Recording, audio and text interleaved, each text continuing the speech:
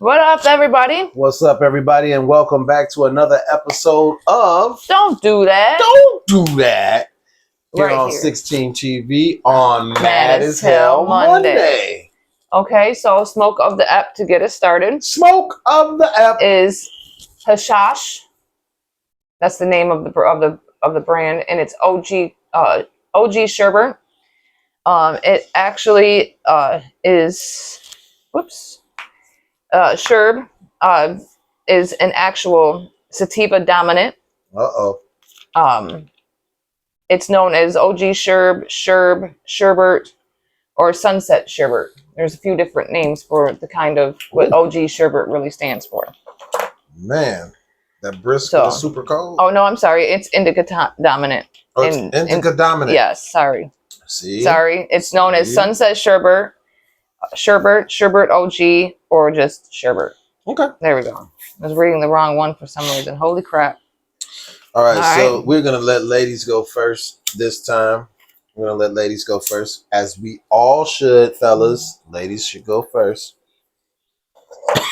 Okay, guys. So, ICE still holds a journalist that was arrested for anti-Trump protests. He was arrested July 8th. Oh my God. So he's Georgia-based. He is from El Salvador. His name is Mario Guevara. 47. He runs the MG News, a Spanish-language news outlet serving Latino communities in Georgia. He is an Emmy Award-winning journalist with more than 780,000 followers. He's documented the increased immigration enforcement in the region. He says, I am a victim of persecution for doing my journalistic work, covering operations in the streets.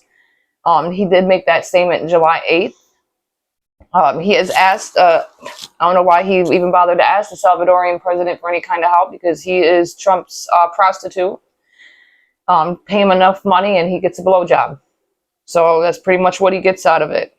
So they state that we are dismayed that immigration officials have decided to ignore a federal immigration court order last week granting bail to journalist Mario Guevara. That's Catherine Jacobson, the North American program coordinator at the Nonprofit Committee to Protect Journalists, said in a statement. Now, Guevara is currently the only jailed journalist in the United States who was arrested in relation to his work. Immigration authorities must respect the law and release him on bail.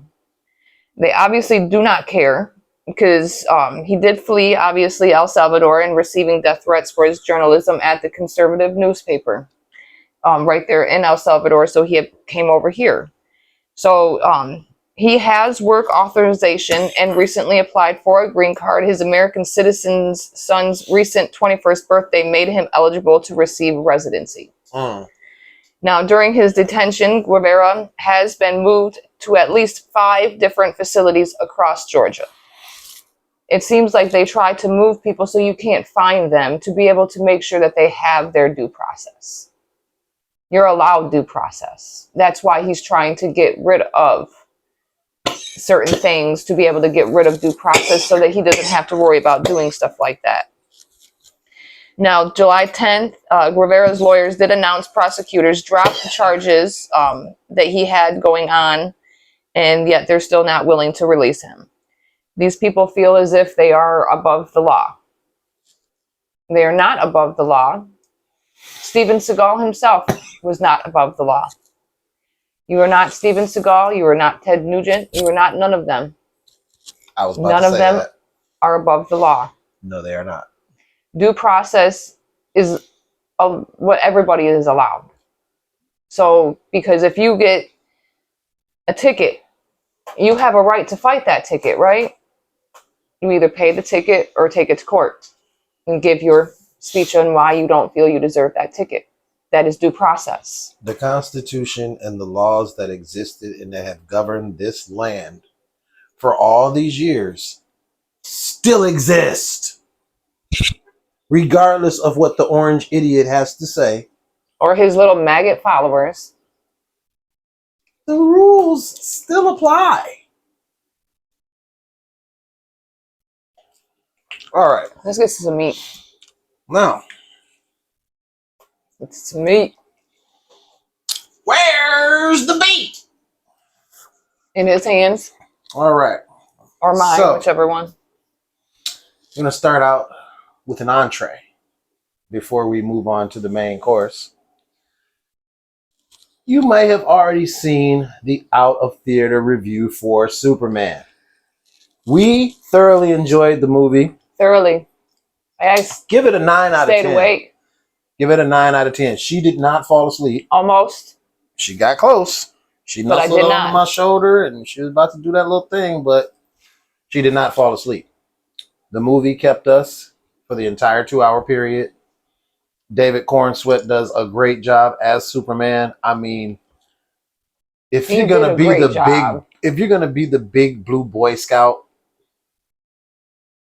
he definitely understood the assignment. He understood the assignment. Facts. He understood the assignment because in this movie, if he isn't sometimes the corniest and Superman though. I mean, at the end of the movie, literally by this time, if you have not seen the movie, I'll give you this spoiler.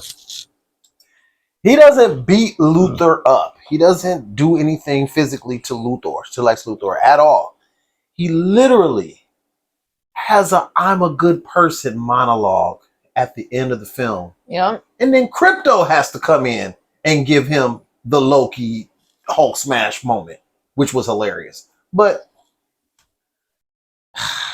man, fast-paced like a comic book, action-packed, drops you right in the middle of the action. Everything hits the ground running. There's no, they give little, nods to the origin story, but James was like, man, come on, man. We did that a million times. Mr. Terrific, Eddie Gaffey. Great job, bro. Great job. I loved the straight face, the sternness, and yet there was still comedy there. Of him in this role. They definitely watched the animated Justice League Unlimited. They watched that. They had to have, because some of the personality and how they portrayed the characters. He was watching Justice League Unlimited, man. And I mean, that was successful when we were kids and we watched Batman the Animated Series, which to date is probably one of the best Batman series ever released. Why not copy that? Why not copy the Superman animated series if you're going to drop us in a comic book world where it is comic book? It's not like the MCU. There's a difference. They are hardcore. Yes. Because you did see some fingers pop up. Guy Gardner does his thing with the middle fingers. And he does his thing with the middle fingers. And there's a couple things in there that if you see, the kids might not be too receptive to. Even though it's a Superman movie, it's James Gunn's Superman, so there's a little mature stuff. Real life, you guys. Mature stuff in there. So if you're not be ready a parent, if you're going to take your kids, be a parent and explain. Exactly. Because that is your responsibility, nobody else's. So let me go over my notes before we get too long on this, because we really enjoyed the movie and we will go over talking about it. Lois Lane is Rachel Brosnahan is Lois Lane. Mwah! Chef's kiss. She does a great job. Very good. Nicholas Hoult. I enjoy Nicholas Hoult in everything he does. So him as Lex Luthor. Beautiful. Good job. Good job. No. Oh, 22 and a half. 22 and a half. That's a big part. Yeah, 22.5 million, biggest opening of the. But right now, this is when I did it the night that we came out of the theater, which was last night. The numbers now, they have like 123 million right now. That what it has done. 123 million. And we say that because James Gunn said in one of the press releases, in one of the interviews, he made what some are saying, looking at you, Fox News, looking at you, Dean Cain, looking at all you fucking ignorant maggots out maggots. There. They were like, oh, well, James Gunn said that Superman's an illegal immigrant that came from other places and came to Earth for a better life, came to America for a better life. We don't need your politics in our movies. That's going to probably hurt the bank of the movie. That's going to hurt their numbers. No, it did not. Bro, let me tell you something. It's Superman. This is Monday, okay? This is Monday. The movie came out Thursday and has already made almost $150 million. I don't think they're hurting for money right now. No, because the generation that we've seen going in there. Now, mind you, it was boomer generation bringing in their kids and their grandkids to watch the movie. When we walked into that movie, every single one of them, you're gonna love it. You're gonna love it. We walked into the movie. We walked up to the movie theater. I had my Superman shirt on. She had her Supergirl shirt on with the cape. Everybody knew I had red shorts on. Everybody knew we were going to see Superman, and everyone that knew that we were going to see Superman was telling us, "You're gonna love it.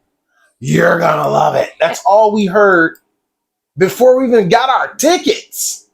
And it was the older generation that grew up knowing that he was, in fact, an immigrant. Yeah. Okay, so let's go there with that. Yes, let's go there. Okay, because James Gunn says Superman is an immigrant and makes Fox News MAGA angry with this statement. Okay. This may hurt the film's numbers. Superman being woke.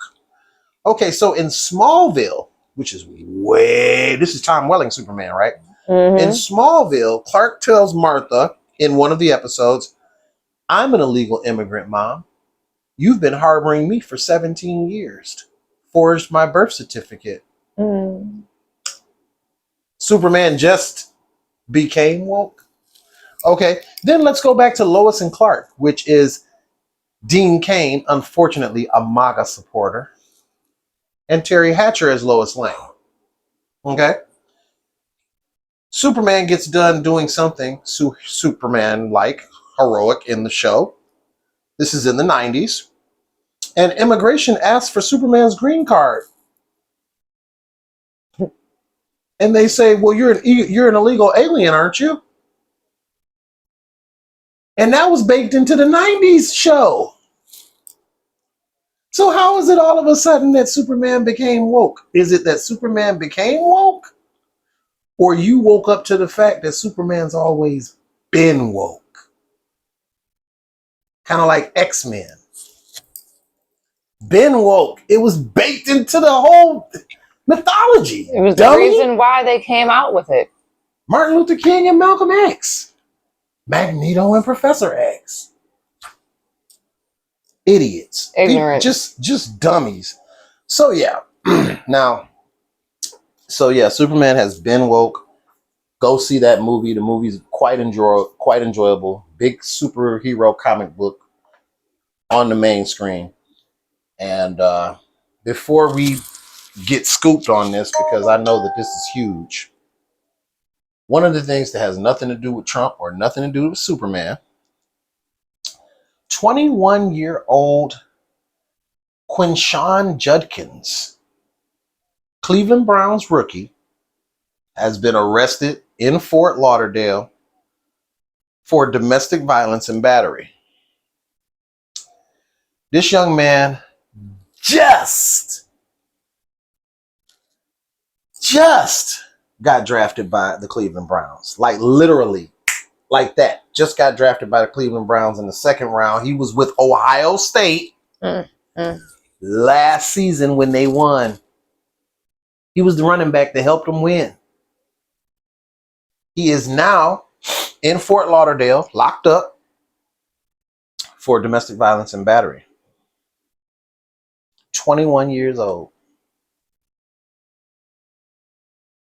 We'll give you updates on this story, but I'm going to pass back to Potts. Potts? All right. So, here we are again. The end of the story of the dead. Black men and women, unarmed black women and men, murdered by the police and nothing done. No charges, nothing for manslaughter, because if you didn't mean to do it, that's manslaughter. Okay? So at the end of every episode, we give remembrance to these fallen sisters and brothers, and Once again, it's on. Killing of Marcus David Peters. Marcus David Peters was a Virginia man shot and killed by police officer Michael Ninyatki. Michael. Okay. While Peters, unarmed, was having a mental health crisis on May 14, 2018. Two prosecutors' reviews have cleared him of wrongdoing.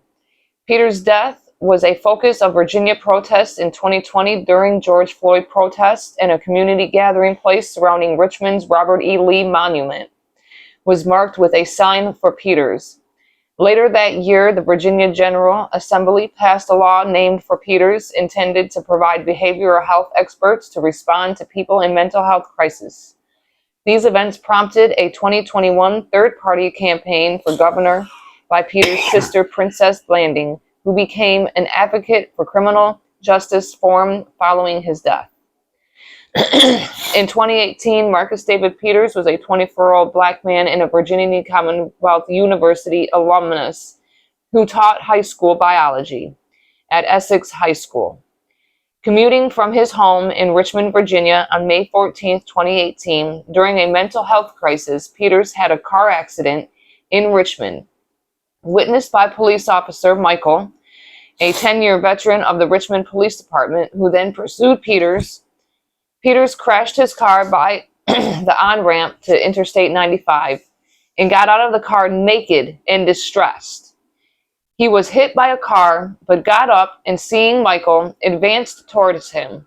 In an encounter that lasted 76 seconds, Michael tasered Peters several times with no effect. Peters continued walking towards the officer, threatening to kill him, and then attacked him. Michael then fatally shot Peters. Two reviews by local prosecutors have cleared Michael of wrongdoing, and no charges were brought. In 2018, Richmond's Commonwealth's attorney Michael N. Herring reviewed the case, releasing footage of the fatal encounter, and declined to bring charges. Peters' family and other activists who questioned why Peters was shot unarmed called for his incident to be reviewed by Herring's successor, Colette McEachen, who took up the case in July 2020. In November 2020, she announced her findings, concurring with Herring that Michael's actions were reasonable. The decision was an issue in the 2021 Virginia gubernatorial election. The fact that you've seen this man get into a car accident, get hit by a motherfucking car, get out of the car buck-ass naked, distressed. You tasered him. Okay, didn't work. Understandable. That's pretty fucking scary, right? But you shoot to kill instead of harming him somehow. You are a police officer. You don't have the right to kill anybody. I don't really care anymore at this point. They just make those decisions at this point. At this point, you had, because at the end of the day, you have plenty of mental health crises with white people. You know, like the man who shot up the theater and blamed it on the Joker came out alive, right? The man who shot up a black community church came out alive with Burger King. You have a man who was seen with a rifle shooting in the air.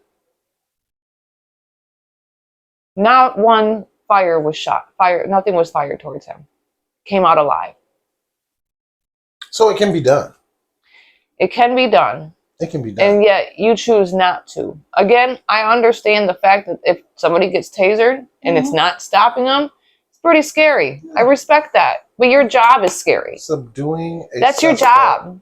Without the use of deadly force. You couldn't shoot him in the leg? That's achievable. It is achievable. You talk about police reform, then okay, reform the laws then. All right, somebody's having a mental health crisis. We see this. The only way to be able to disarm him or save your life and keep you from being in harm, and you shoot him in the leg, understandable. What if somebody's doing wrong, okay, and nothing's stopping them, and you manage to maim them? Understandable. I wonder if Carmelo Anthony could use the defense, "I feared for my life," like the cops do. I mean, why not? And it worked. Because it works for them, right? All the time. They kill people left and right, and they be like, "I feared for my life," and they get off. And they go home and play PlayStation or Xbox. Whatever they play. Or their little Nintendo Wii's. Like a bitch. I mean, hardly getting jail time. Reduced charges. But this guy over here is dead. Right. Gone. Family distress. Parents without fathers, broken homes. But who cares, right? This man was a school teacher. Dealing with a mental health crisis. And you kill him. You guys amaze me. And no more PlayStation or Xbox for him. He's done. Right. His family's distraught. Subtract one member. Yep. No more high school teachings for these students out here anymore because this man is dead. You guys disgust me. And anybody who believes in it. Switch the roles around, make the person white. Maybe you might understand since you don't see color. Remember, you're colorblind, right? It's not about race. It's not about race, but more white people walk away from it. So don't forget to like, comment, share, subscribe, get notified, and we'll see you next time on the next episode of Wicked Wednesday. Pieces.